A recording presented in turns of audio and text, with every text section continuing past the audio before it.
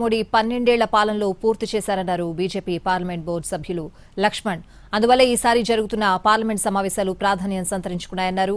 One nation one election bill కోసం జనం ఎదురు చూస్తున్నారన్న అవకాశం ఉందంటున్న లక్ష్మణ్తో మా ప్రతినిధి Raju face to face.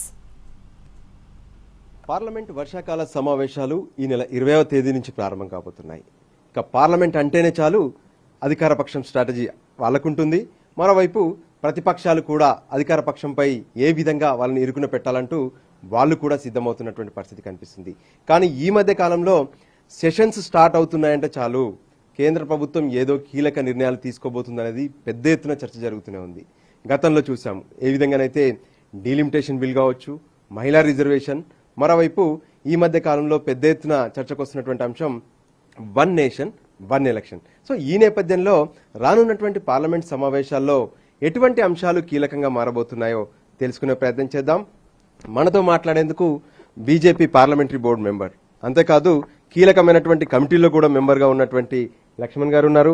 One nation one ఎలక్షన్కి సంబంధించి కూడా దేశవ్యాప్తంగా కీలక సమావేశాలు కూడా నిర్వహిస్తున్నారు.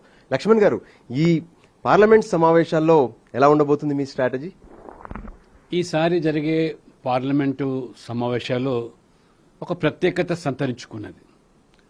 ప్రధానమంత్రిగా నరేంద్ర మోడీ గారు తన రాజకీయ జీవితంలో ఎన్నికైనటువంటి ప్రతినిధిగా అటు గుజరాత్ ముఖ్యమంత్రిగా, ప్రధానమంత్రిగా 25 సంవత్సరాలు పూర్తి చేసుకుంటున్న సందర్భంలో, అంటే నిరంతరం 25 సంవత్సరాలు ఎన్నికైనటువంటి ప్రతినిధిగా దేశంలోనే మొట్టమొదటి వ్యక్తి.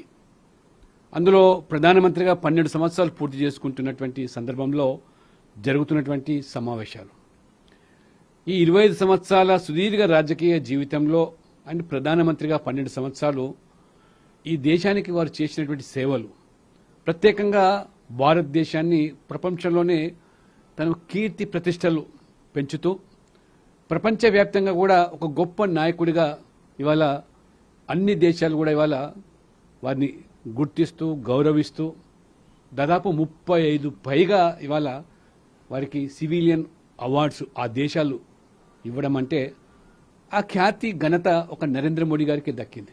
ఇవాళ చర్చలు జరుగుతున్నాయి.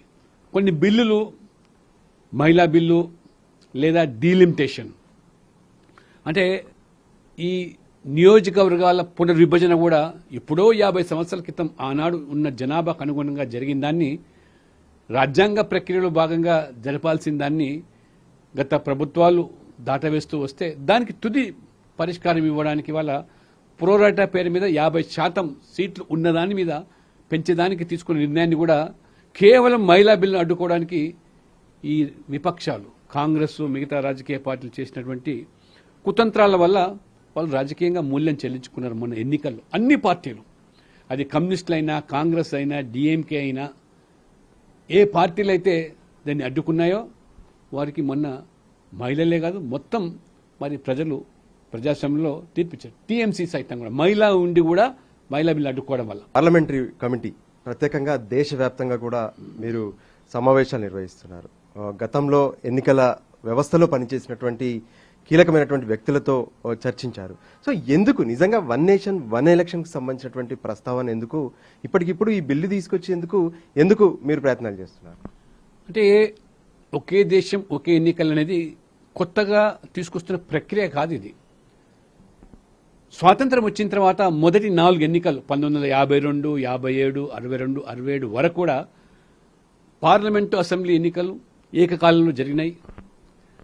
కాబట్టి ఈ ఏకకాలంలో ఎన్నికలు జరిగినట్టయితే ఒకవైపు పరిపాలన స్థిరత్వం కానివ్వండి, పరిపాలన మీద దృష్టి సారించడానికి కానివ్వండి, లేదా ఎన్నికల వ్యయాన్ని తగ్గించడం కానివ్వండి, ఖచ్చితంగా ఈ పార్లమెంట్ సమావేశంలో ఏ అంశాలు, ఏ బిల్లులు మరి వస్తాయనేది బిజినెస్ అడ్వైజరీ కమిటీలో ప్రభుత్వం స్పష్టం చేయబోతుంది. కాబట్టి దానికి అనుగుణంగా అధికార పార్టీ సభ్యులుగా అన్నిటినీ కూడా సమర్థవంతంగా మేము ఎదుర్కోవడానికి సిద్ధంగా ఉన్నాం. ఖచ్చితంగా మోదీ గారు చేసినటువంటి ఈ 12 సంవత్సరాల పాలన వల్ల కూడా దేశ ప్రజలు కూడా వారు తెలుసుకోబోతున్నారు. రైట్, స్పష్టంగా చెప్తున్నారు. ఎందుకంటే కీలక సమావేశాల్లో హాజరవుతున్నారు, కీలక నిర్ణయాల్లో పాల్పంచుకుంటున్నారు లక్ష్మణ్ గారు. సో అందుకే రానున్నటువంటి పార్లమెంట్ సమావేశాల్లో కూడా బీఏసీలో తీసుకునేటటువంటి నిర్ణయాలే ఫైనల్ అయినప్పటికీ కూడా కీలకమైనటువంటి బిల్లులు వచ్చే అవకాశం కనిపిస్తుంది.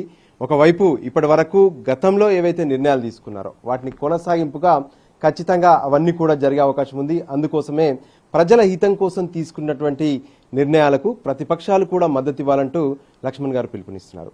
Camera person సంజీవ్తో